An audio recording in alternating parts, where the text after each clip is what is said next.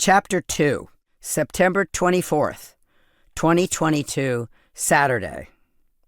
Thick fog stubbornly refused to rise. Usually it began to lift after sunup.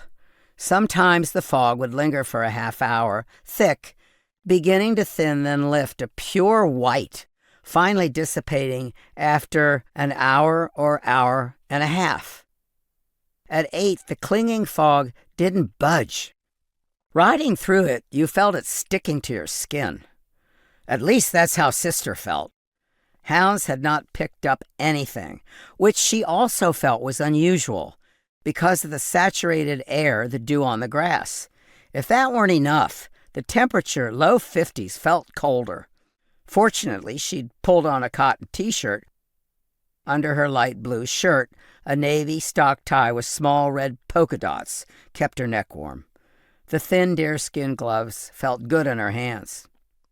By now, pushing through the wildflower field, the small group walked toward the bridge at After All Farm, owned by the Bancrofts. If she hadn't recognized an odd sycamore tree, Sister would have had no idea where she was. Nor did she know where the hounds were, as no one was speaking. She could hear a clop, clop behind her as the small field of 13 people followed her as best they could, which meant they were too close because they couldn't see either. The fog kept people home. Country roads are winding, dangerous. Her field consisted of the Bancrofts themselves, Teddy and Edward, both in their 80s, tough as nails. Behind them rode Gray Lorillard, Sister's husband, and his brother Sam, as well as her joint master, Dr. Walter Lundgren. Ronnie Haslip, the club treasurer, along with Casimir Barbhaya and his fiancée, Alida Dalzell.